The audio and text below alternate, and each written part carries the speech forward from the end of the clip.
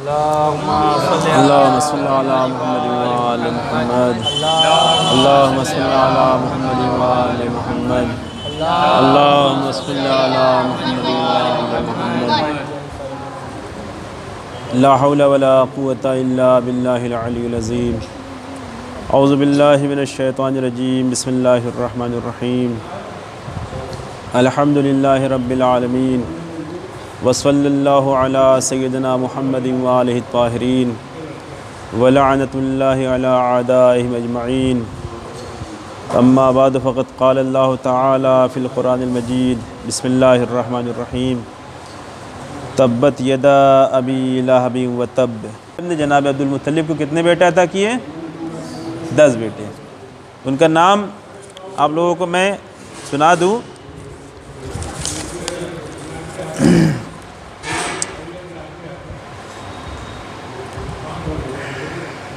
سب سے بڑے بیٹے کا نام جو تھا وہ حارث تھا۔ کیا نام تھا؟ حارث۔ اس کے بعد پھر جو ہے دوسرے بیٹے زبیر تھے۔ زبیر وہ زبیر نہیں، طلحہ زبیر وہ نہیں۔ اس کے بعد پھر جناب ابو طالب۔ جناب حمزہ کا نام سنا ہے؟ حمزہ بھی جو ہے رسول اسلام کے چچا جناب عبد المطلب کے بیٹے۔ اس کے بعد پھر ایک بیٹے کا نام غیداک، زرار، مقوم، ابو لہب، عباس، عبداللہ۔ اس طریقے سے 10 بیٹے پروردگار عالم نے جناب عبد المطلب کو دیے، اور وہ واقعہ بھی اپنے مقام پر ہے کہ جناب عبد المطلب نے نذر مانی تھی کہ اگر 10 بیٹے ہم کو دے دیا پروردگار نے تو ایک بیٹے کو قربان کروں گا راہ خدا میں۔ وہ واقعہ نہیں پیش کرنا ہے، لیکن یہاں پہ بتانا یہ ہے کہ اولاد کی تربیت میں، اولاد کی پرورش میں باپ سے زیادہ ماں کا رول ہوتا ہے۔ باپ بہت اچھا ہو اور اگر ماں صحیح نہیں ہے تو ممکن ہے کہ بیٹا صحیح نہ نکلے، اس لیے کہ ماں تربیت کر رہی ہے، ماں پال پوس رہی ہے۔ اور اگر جو ہے باپ بہت خراب ہے، مثال کے طور پہ ماں بہت اچھی ہے، تو زیادہ امکان یہ ہے کہ بیٹا اچھا نکل جائے۔ 20 مثالیں ایسی موجود ہیں تاریخ کے حوالے سے اور سماج معاشرے میں بھی دیکھتے ہیں۔ اب جیسے یوسف سیریل دیکھا آپ لوگوں نے؟ یوسف، اس میں جو حسد کرنے کی جو یہ آئے بیماری ان کے یہاں آئی، کس کی طرف سے آئی؟ ماں کے ذریعے سے آئی۔ باپ تو اچھے تھے نا، باپ تو معصوم تھے، نبی تھے، لیکن ان کی بیویوں میں سے کچھ بیویاں اچھی نہیں تھیں، لہٰذا انہوں نے اپنے بچوں کو ویسے ہی تربیت کیا، جس کی وجہ سے جناب یوسف سے خود ان کے اپنے بھائی حسد کرنے لگے۔ تو اچھی تربیت نہ ہونے کی وجہ سے وہ لڑکے خراب ہو گئے، حالانکہ باپ نبی تھے، باپ معصوم تھے۔ یا اس کے پہلے کا زمانہ اگر آپ دیکھیں تو جناب نوح کا نام سنا؟ جناب نوح پیغمبر، واقعہ کتاب میں موجود ہے، تنظیم کی کتاب مکتب میں، کہ جب پانی جب آ گیا ہے، عذاب آ گیا ہے اور پانی بھرنے لگا تو اس کے بعد پھر کیا ہوا؟ کشتی میں سب لوگ بیٹھ گئے، لیکن جناب نوح کا ایک بیٹا کیا نام تھا؟ کنعان، اور ان کی بیوی، یہ دونوں کشتی میں نہیں آئے، کہا کہ ہم کو پہاڑ بچا لے گا۔ اور اس کے بعد پروردگار عالم کو کہنا پڑا کہ لیس من اہلک، یہ آپ کے اہل سے نہیں ہے، چھوڑیے اس کو، یہ نہیں آنے والا۔ تو معلوم یہ ہوا کہ وہاں نبی جناب نوح کی میں نے مثال دیا، اور جناب یوسف کی والد کیا نام تھا؟ یوسف کے والد کا بتائیے؟ یعقوب پیغمبر، ہاں احسن، ان کی مثال دیا۔ تو وہاں پہ باپ اچھے تھے لیکن ماں صحیح نہیں تھی، لہٰذا کیا ہوا؟ کیا نقصان ہوا؟ لڑکا صحیح نہیں نکل پایا۔ اب ایک مثال اور دوسری، جس میں جو باپ بالکل خراب ہے لیکن ماں اچھی ہے، تو لڑکا جو ہے اچھے نظریے کا نکل گیا۔ بتا سکتے ہیں کون سی مثال ہے؟ یزید کا بیٹا معاویہ۔ یزید دنیا کا سب سے خراب انسان، لیکن یزید کا جو بیٹا، اس کا نام بھی کیا تھا؟ معاویہ تھا۔ یزید کے ابا کا نام بھی کیا ہے؟ یزید کے بیٹے کا نام بھی، ہاں، لیکن تربیت صحیح ملی، نتیجہ کیا ہوا کہ کھلم کھلا اعلان کر دیا کہ یہ جگہ غزوی ہے، میرے باپ نے زبردستی کی ہے، اس کا مستحق موجود ہے، میں اس پہ نہیں بیٹھنے والا۔ حکومت نہیں سنبھالا، زیادہ سے زیادہ 17 دن خالی وہاں پہ تھا، 17 دن کے بعد چھوڑ دیا، کہا کہ میں نہیں بیٹھنے والا مجھے اس پہ، اس لیے کہ یہ صحیح نہیں ہے۔ تو کہنے کا مطلب یہ ہے کہ تربیت کا اثر پڑا، تو اگر ماں صحیح ہے تو بیٹا بھی صحیح نکلے گا، صحیح نکل سکتا ہے۔ ماں خراب ہے تو پھر اس بات کا امکان ہے کہ بیٹا بھی خراب نکل جائے، اس لیے کہ زیادہ جو وقت دیتے ہیں اولاد کے ساتھ پرورش میں، وہ باپ نہیں دیتا بلکہ ماں دیتی ہے۔ تو یہاں پر بھی وہی ہوا کہ جہاں جناب عبد المطلب جیسی عظیم ہستی، تو ان کے بیٹے جناب ابو طالب جیسے عظیم ہستی نکلی، جناب عبداللہ، جناب حمزہ، اس طریقے سے، لیکن اس میں ایک دو ویسے بھی نکلے۔ اس میں سر فہرست کیا ہے؟ جناب رسول اسلام کے جو ایک چچا، میں نے نام بتایا، ابو لہب۔ اب سوال یہ ہے کہ ابو لہب اور ابا لہب اور ابی لہب کب ہوتا ہے؟ تو عربی گرامر کے حساب سے عربی میں ایک لفظ ہے پیش کی حالت میں اور زبر کی حالت میں اور زیر کی حالت میں۔ زبر کی حالت میں جب رہے گا تو پھر وہ ابا، جیسے ابا طالب ہو گیا، ابا لہب ہو گیا، ٹھیک ہے۔ اور اگر مان لیجئے کہ پیش کی عالم میں ہے تو پھر ابو ہوگا، جیسے ابو طالب بولتے ہیں، ابو طالب، لیکن جب مولا کائنات کا نام پیچھے آئے گا تو علی ابن ابی طالب، اور یہی جو ہے ابا طالب بھی ہو جائے گا کبھی، تو پیچھے گرامر کے حساب سے وہ فیصلہ ہوتا ہے۔ تو ویسے ہی یہاں پر جو ابی لہب آیا ہے وہ جر کی حالت میں ہے، کس حالت میں؟ زیر کی حالت میں، اس وجہ سے ابی لہب آیا۔ لہذا یہ ابو، ابا اور ابی، یہ پیچھے کے حساب سے جو وہ چینج ہوتا رہتا ہے۔ اب آپ لوگوں کی خدمت میں پہلے ترجمہ پیش کرتا ہوں، اس کے بعد پھر بتاتا ہوں کہ کیا وجہ پڑی کہ پروردگار عالم نے اس طریقے سے بات کی اور اس کے بعد پھر عذاب آیا، ہلاک بھی ہوا، وہ اس کے پیچھے کیا وجہ تھی۔ ترجمہ کیا ہے؟ ترجمہ یہ ہے کہ بسم اللہ الرحمن الرحیم، شروع کرتا ہوں اللہ کے نام سے جو بڑا رحمان اور تبت ید کے معنی ہاتھ ہوتا ہے، ید معنی ہاتھ۔ اب یدانے معنی دو ہاتھ، تثنیہ کا صیغہ ہو جائے گا، کیا ہو جائے گا؟ دو۔ تو تبت یدا ابی لہب، یعنی ابو لہب کے دونوں ہاتھ ٹوٹ جائیں، دونوں ہاتھ کٹ جائیں۔ یہ کیا ہے؟ بد دعا کے جملے ہیں۔ کون سے جملے ہیں؟ بد دعا کے جملے۔ جیسے بد دعا کے جملے عربی میں ایک استعمال ہوتا ہے، آپ نے کربلا کی جنگ میں سنا ہوگا کہ تمہاری ماں تمہارے غم میں بیٹھے، یہ بھی بد دعا کے جملے ہیں۔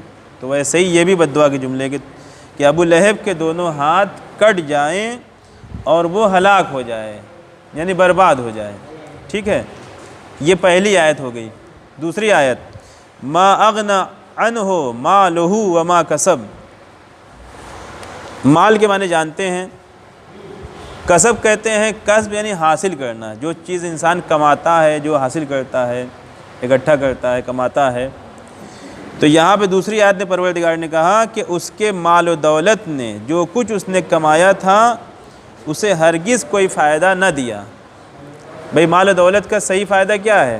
کہ آدمی اللہ کے راہ میں خرچ کرے، اللہ کے راہ میں خرچ کرے، اپنے پریوار والوں پہ خرچ کرے، جو بچ جائے اس کو اللہ کے راہ میں خرچ کرے۔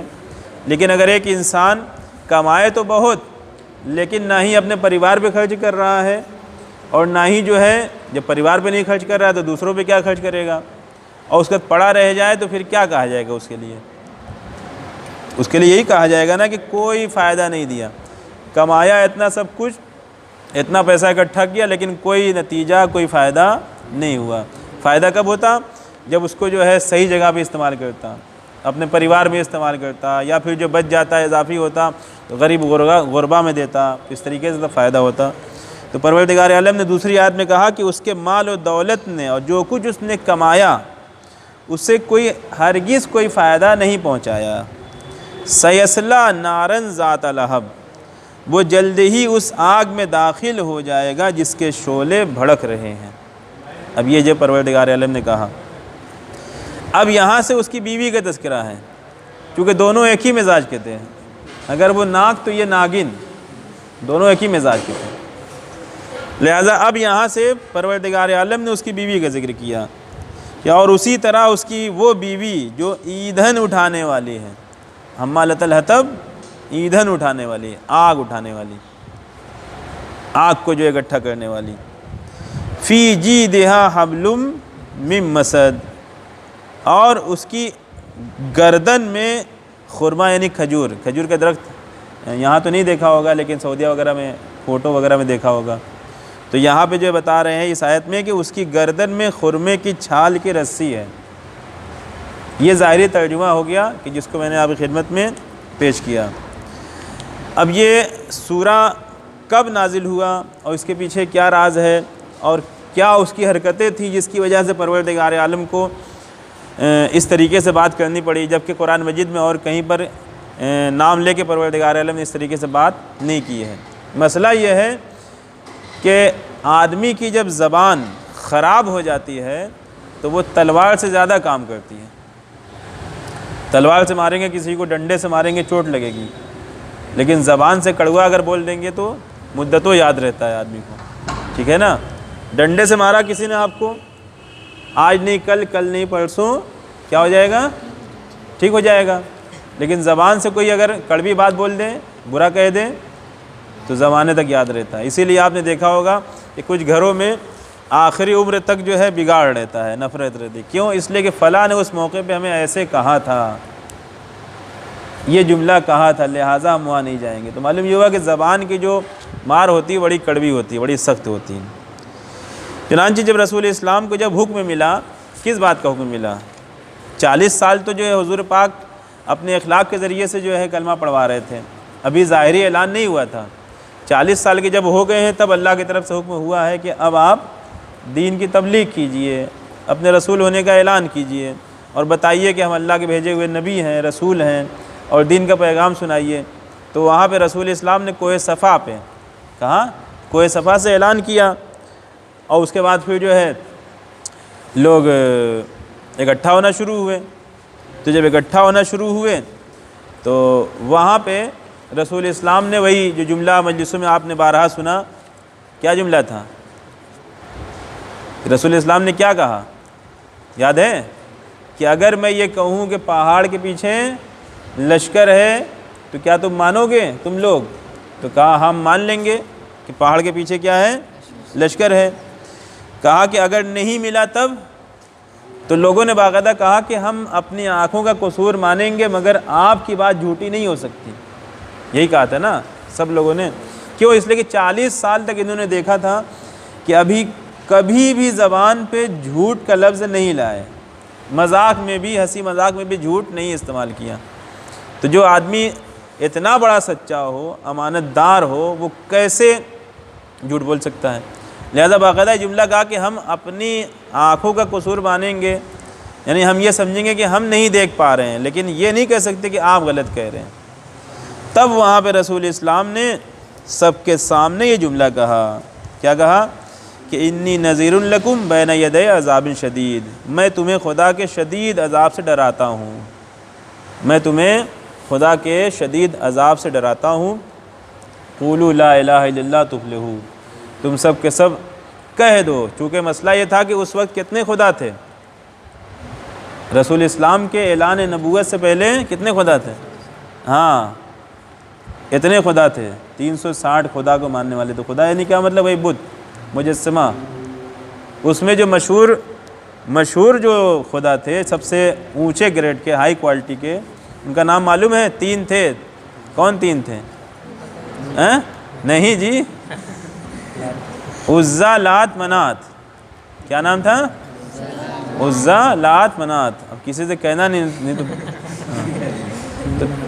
تو یہ 3 بت سب سے بڑے تھے، ورنہ ٹوٹل کتنے بت تھے؟ ہاں۔ تو رسول اسلام نے کہا کہ میں تمہیں شدید، کیا کہا؟ کہ میں تمہیں خدا کے شدید عذاب سے ڈراتا ہوں۔ یعنی عذاب سے ڈراتا ہوں، یعنی کیا مطلب؟ اس طریقے سے تم خداؤں کو مانتے رہو گے، دوسرے خداؤں کو، اصلی خدا کو بھولے رہو گے تو تمہارا ٹھکانہ کیا ہے؟ جہنم میں ہوگا۔ لہذا میں بتانا چاہتا ہوں کہ تم سب کے سب پہلے سب خدا کا انکار کرو۔ لا الہ یعنی کوئی بھی خدا نہیں، یعنی 365 میں سے کوئی بھی، 360 میں سے کوئی بھی خدا نہیں، الا اللہ، سوائے اس اللہ کے کہ جو اصل ہے، وحدہ لا شریک، وہ ایک ہے، اس کا کوئی شریک نہیں ہے۔ ابھی اتنا کہنا تھا نیچے سے جو ہے وہیں سائڈ میں جو ہے ابو لہب تھا، وہیں کہتا ہے کہ بہت بدتمیزی سے جملہ کہا کہ تو ہلاک ہو جائے، کیا تو نے ہمیں اسی کام کے لیے یہاں پہ جمع کیا ہے؟ اتنا چلا کے اتنا شور کر کے یہاں پہ اکٹھا کیا، اس کے بعد پھر جو ہے کہہ رہے ہو کہ جو کوئی خدا نہیں، ہمارے خدا کو باطل کر رہے ہو. تو یعنی بہت برے طریقے سے طنز کیا. تو وہاں پہ یہ سورہ نازل ہوا. حالانکہ اس کے پہلے بہت بڑی بڑی حرکت تھی. جیسے ایک روایت میں ملتا ہے کہ مکہ میں ہی ایک بازار میں رسول اسلام یہ جملہ کہہ رہے تھے کہ لا الہ الا اللہ کہو کامیاب ہو جاؤ گے. پیچھے سے یہ شخص جو ہے ابو لہب پتھر مار رہا تھا. کیا کر رہا تھا؟ پتھر مار رہا تھا ان کے پیر پہ، اور ان کے پیر سے خون نکل رہا تھا. خود اس کی بیوی راستے میں کانٹے بچھایا کرتی تھی رسول اسلام کی. وہ ٹہنیاں کے جس میں کانٹے ہوتے ہیں وہ لا کے جب بچھا دیتی تھی تاکہ ادھر سے جب گزرے تو ان کے پیر میں کانٹا چبھے. اور اس کے بعد پھر جو ہے اگلا کام کیا تھا ان کا کہ جب کوئی آتا تھا رسول اسلام کے پتہ پوچھنے کے لیے کہ بھائی کون ہے، ان کا دین سمجھیں، کیا بتانا چاہ رہے ہیں، تو اتفاق سے چونکہ گھر کے بڑے یہی تھے، بڑھاپے کی منزل میں تھے، لہٰذا آدمی پہلے انہی کے پاس چلا آتا تھا پوچھنے کے لیے کہ بھیا کہاں پہ ہیں، ان سے ملنا چاہ رہے ہیں. تو فوراً یہ منع کرتا تھا کہ ارے اس کے پاس جانا نہیں، اس کے اوپر جنات سوار ہیں، دیوانہ ہو گیا، جادوگر ہے، وہ دیوانہ ہو گیا. جنات کا لفظ کہا کہ جنات سوار ہیں، ہم لوگ کوشش کر رہے ہیں کہ جنات اتر جائے لیکن اترنے والا نہیں، اسی میں وہ ہلاک ہو جائیں گے. اس طریقے سے جو بھی جملہ جتنا کڑوا سے کڑوا تھا وہ بولتا تھا. لہٰذا اب جو ہے پروردگار عالم نے اس کی اس حرکت کے بنا کے اوپر جو ہے ایسا کیا. اور دوسری کمی کیا تھی؟ کیونکہ آیت میں یہ موجود ہے کہ ما اغنی عنہ مالہ وما کسب، یعنی اس سے یہ ثابت ہوتا ہے کہ پیسہ بھی کمایا تھا، پیسے والا تھا، مگر پیسہ یعنی آیت سے یہ بات ثابت ہوتی ہے کہ پیسہ خرچ نہیں کرتا تھا، رائے خدا میں نہیں خرچ کرتا تھا. خرچ کیا بھی تو کس کام میں خرچ کیا معلوم ہے؟ رسول اسلام کے مقابلے میں جو لشکر تھا اس کے اوپر خرچ کیا. یعنی جو رسول اسلام کے مقابل میں جتنے بھی لوگ تھے ان کا سرگنا یہی تھا. سب کون تھا؟ یہی سرگنا تھا. اب اس کا میں نام بتا دوں. ابو لہب جو ہے یہ نام نہیں ہے، بلکہ ابو لہب کیا ہے؟ کنیت ہے. کیا ہے؟ کنیت ہے، نام نہیں ہے. کنیت کسے کہتے ہیں؟ ہمارے یہاں بولا جاتا ہے جیسے مثال کے طور پہ کسی کے والد کا نام مثال کے طور پہ زید ہے اور بیٹے کا نام مان لی حسین ہے، تو گھر میں اماں لوگ کیا کہتی ہیں؟ حسین کے ابو کہتی ہیں نا، نام تو نہیں لیتی ہیں زید کا، کہتے اے حسین کے ابو سنتے ہیں. تو ویسے ہی عربی میں اس کو کیا کہتے ہیں؟ کنیت.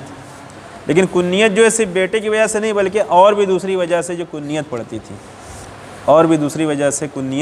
تھی، لہٰذا جو ابو لہب جو نام کنیت پڑی، ابو لہب نام میں بتا رہا ہوں ابھی نام کیا ہے اس کا، پہلے کنیت سن لیجئے کہ کس وجہ سے ایسا ان کا نام پڑ گیا، یعنی پکارنے والا نام پڑ گیا. چونکہ ان کا چہرہ بالکل آگ کی طرح سے تھا. کیسے؟ آگ کی طرح سے، ہر وقت غصے میں بھرے رہتے تھے، ایک دم آگ کی طرح گرم رہتے تھے. اور لہب کے معنی کیا ہے؟ آگ کے ہیں. لہٰذا ان کا نام کیا پڑ گیا؟ بولیے جلدی سے. ابو لہب. کیا پڑ گیا نام؟ ابو لہب. کیا ترجمہ اس کا ہوگا؟ آگ کے شعلے کے معنی میں لہب ہے، لہذا نام کیا پڑ گیا؟ یعنی شعلوں کے باپ. ٹھیک ہے، یہ نام پڑ گیا. اور اس کے بعد پھر جو ہے اصل نام کیا تھا؟ سوال یہ ہے کہ ان کا اصل نام کیا تھا. تو انہوں نے اپنا نام رکھا تھا عبد العزیٰ، یعنی عزیٰ کا غلام، عزیٰ کا بندہ. جیسے عبداللہ کہتے ہیں نا ہم لوگ، اللہ کا بندہ، تو یہ اللہ کا بندہ نہیں کہتے تھے بلکہ کیا کہتے تھے؟ عزیٰ کا بندہ. عزیٰ کا بندہ یعنی اس بت سے اپنے آپ کو نسبت دیتے تھے، کہتے تھے کہ میں اس کا غلام ہوں، میں اس کا بندہ ہوں، یعنی اس نے ہم کو خلق کیا. کہنے کا مطلب یہ اس کی بندگی میں نے 3 بت بتایا نا، تو اس میں کیا ایک بت کا نام کیا تھا؟ عزیٰ. تو اسی سے یہ نسبت دیے تھے اپنے آپ کو. تب اس کے بعد پھر یہ ساری مطلب کہ دقتیں اور پریشانیاں تھیں، ان کے یہاں خرابیاں تھیں، جس کی وجہ سے یہ پورا سورہ نازل ہوا. اب اس کے بعد پھر ان کی بیوی بھی میں نے بتایا کہ ایسے ہی تھی، یہی مزاج کی تھی، جس مزاج کے شوہر تھے اسی مزاج کی بیوی تھی. نتیجہ کیا ہوا کہ جب سورہ نازل ہوا، جب یہ سورہ نازل ہوا اور خبر کس کے پاس گئی؟ ام جمیل نام تھا بیوی کا۔ نام کیا تھا؟ کس کی بیوی کا نام؟ ابو لہب کی بیوی کا نام ام جمیل۔ ابو لہب کے کتنے بیٹے تھے معلوم ہے؟ ابو لہب کے کتنے بیٹے تھے؟ کہیں سنا ہے؟ ابو لہب کے 3 یا 4 بیٹے تھے، اس میں اتبا و طیبہ، یہ نام سنا ہے؟ جو جنگ بدر میں جب آئے تھے مولا کائنات کے مقابلے میں تو مولا کائنات نے مارا تھا، تو یہ سب اسی کے بیٹے تھے۔ تو جب یہ سورہ جب نازل ہوا تو ام جمیل کو معلوم ہوا کہ ایسی بات جو ہے قرآن مجید کی آیت کی صورت میں آئی ہے، لہٰذا وہ ایک کافی بڑا پتھر لے کے، بعض روایت میں ڈنڈا بھی ہے، وہ رسول اسلام کو ڈھونڈتی ہوئی مسجد کا رخ کیا، اور مسجد میں رسول اسلام تشریف فرماتے ہیں، صحابی بھی موجود تھے۔ کسی نے آ کے جلدی سے بتایا کہ اللہ کے رسول، بات یہ ہے کہ ام جمیل آپ کا پیچھا کرتے ہوئے آ رہی ہے اور یقیناً وہ آپ کو اذیت دے گی، لہٰذا اگر مناسب سمجھے تو یہاں سے کہیں چھپ جائیں، کہیں چلے جائیں۔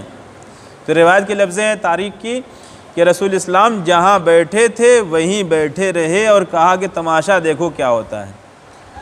وہ عورت جو ابو لہب کی بیوی داخل ہوئی مسجد سے داخل ہونے کے بعد چاروں طرف گھومتی رہی کہ کہاں ہے محمد، کہاں ہے محمد، مگر اس کو دکھائی نہیں دیے۔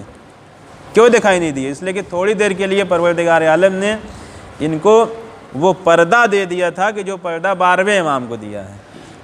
کون سا پردہ؟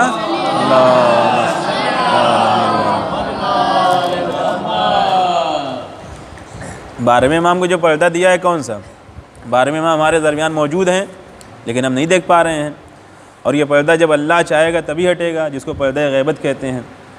12ویں امام کہیں جا کے چھپے تھوڑی نہ ہیں، کسی مقام پہ اپنے آپ کو بند نہیں کیے ہوئے ہیں، بلکہ 12ویں امام موجود ہیں اور ہر مشکل گھڑی میں ہماری حفاظت کرتے ہیں۔ یہ اور بات ہے کہ ہم ان کو نہیں دیکھ پاتے، تو یہ پردہ غیبت ہے۔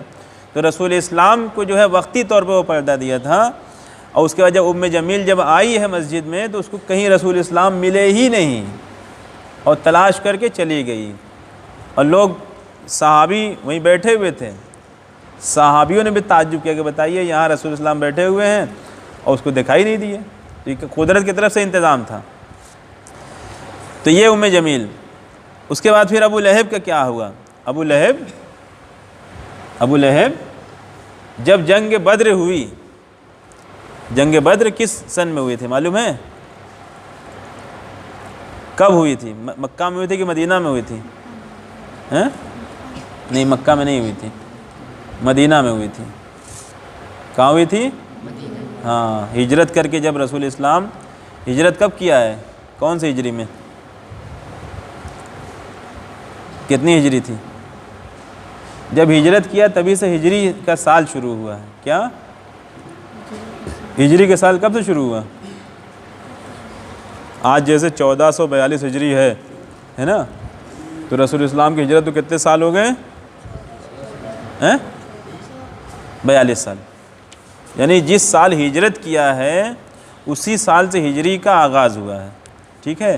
اس زمانے میں جب کوئی بڑا واقعہ ہوتا تھا تو اس واقعے کو دیکھ کے اسی سال کا نام رکھ دیا جاتا تھا۔ جیسے ہاتھی والا واقعہ ہوا تھا تو عام الفیل پڑ گیا تھا۔ پھر رسول اسلام کے بعثت کا اعلان ہوا، یعنی انہوں نے اپنی رسالت کا اعلان کیا، تو وہاں سے بعثت، 1 بعثت 2 بعثت شروع ہو گیا۔ اس کے بعد پھر جو ہے 13 سال رسول اسلام مکہ میں رہے تو 13 بعثت تک معاملہ چلا۔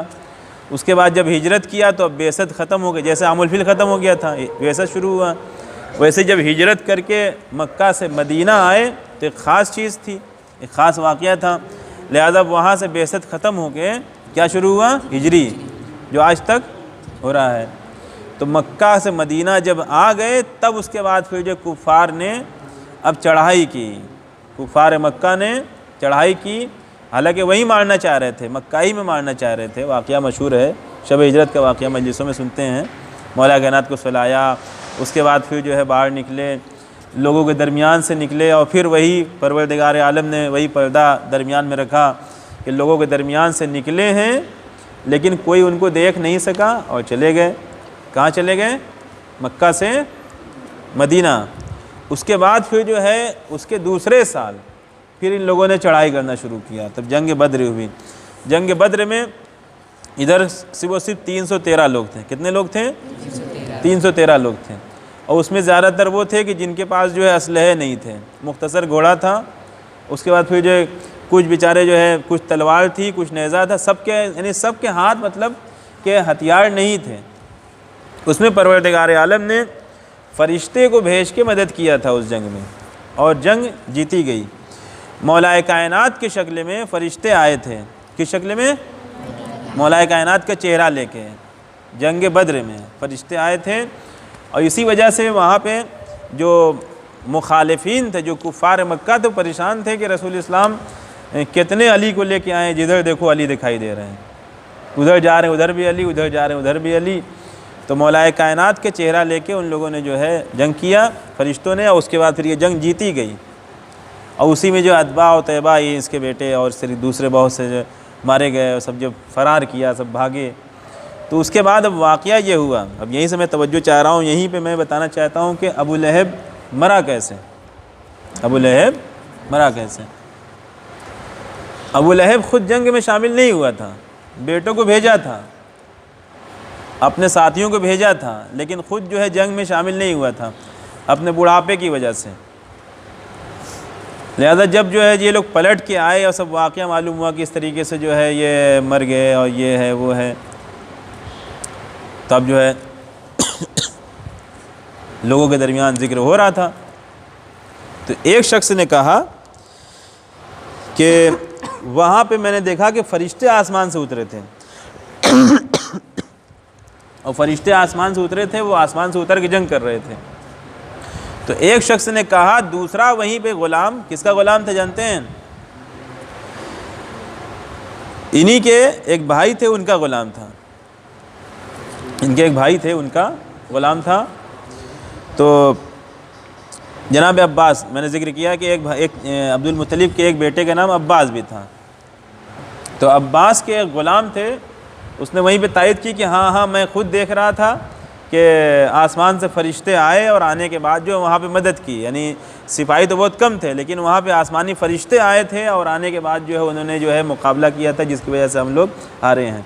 تو اس کا یہ جملہ بولنا تھا کہ یہ جلجلا گیا۔ کون؟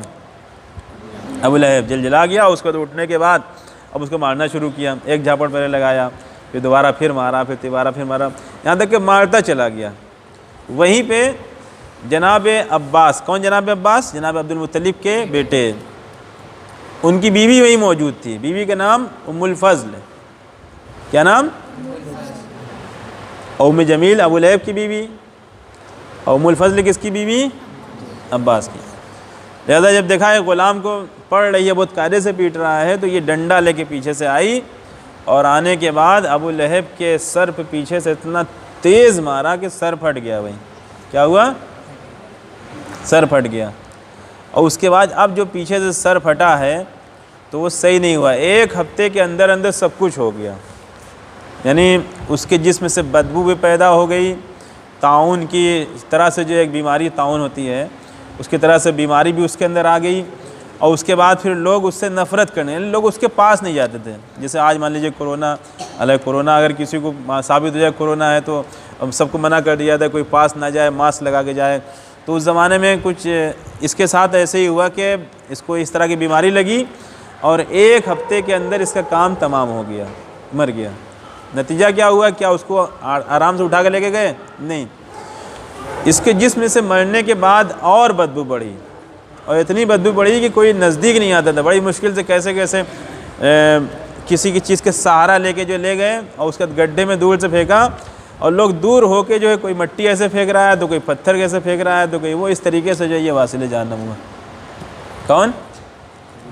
ابو لہب۔ تو یہ اس کو عذاب ملا، کہ دنیا میں بھی عذاب ملا اور آخرت میں تو بہرحال عذاب ہی ہے۔ اب آخر میں جو بات کے تمام کرتے ہوئے میں ایک روایت جو اس سورہ کی فضیلت کے سلسلے میں ہے، وہ بیان کر کے بات کو تمام کرنا چاہتا ہوں۔ حضور پاک کی حدیث ہے کہ جو شخص، چونکہ تلاوت قرآن مجید کی جتنے بھی سورے ہیں، قرآن مجید کی ہر سورے کا الگ الگ ثواب ہے، ہر سورے کا کیا ہے؟ الگ ثواب ہے۔ سال بھر نہ پڑھے نہ صحیح، لیکن ماہ رمضان میں آدمی ضرور پڑھتا ہے، حالانکہ پورے سال پڑھنا چاہیے، لیکن ماہ رمضان میں ایک بار ضرور ختم کرتا ہے۔